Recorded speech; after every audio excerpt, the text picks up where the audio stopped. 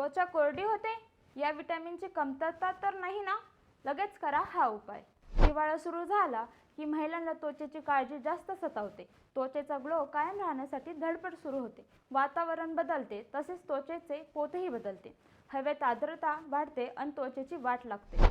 त्वचा कोरडी पडणे, ओठ फुटणे, हिरड्यातून रक्त येणे, वारंवार सर्दी होणे या दिवसात नित्याचं होतं. पण हे सगळं कशामुळे होते हे आपल्याला माहीत असावं. हे होतं व्हिटॅमिन सीच्या कमतरतेमुळे. व्हिटॅमिन सीची कमतरता जाणवते. चुकीचा आहार, जंक फूड, अपचन, अनियमित जीवनशैली अशी अनेक कारणे यामागे असतात. आता व्हिटॅमिन सी कसं मिळवायचं हा प्रश्न पडतो. आज आपण व्हिटॅमिन सी कुठून मिळणार ते पाहूया. संत्री, लिंबू, लिली, स्ट्रॉबेरी, आवळा या फळांमधून व्हिटॅमिन सी जास्त असते. थंडीत ही फळे आवश्यक खावी. याशिवाय पेरू, शिमला मिरची, ब्रॉकली, पपई आणि टोमॅटोमध्येही व्हिटॅमिन सी असते. हे पदार्थही आहारात ठेवावेत. आता नुसता आहार घेऊन भागेल का? तर नाही. मग चांगला फेसवॉश घरच्या घरी हळद, कोरफड, दूध, लिंबू, ग्लिसरीन किंवा गुलाब पाणी घालून तयार केल्यास फेस पॅक लावावा. त्याने त्वचेची आर्द्रता कायम राहते.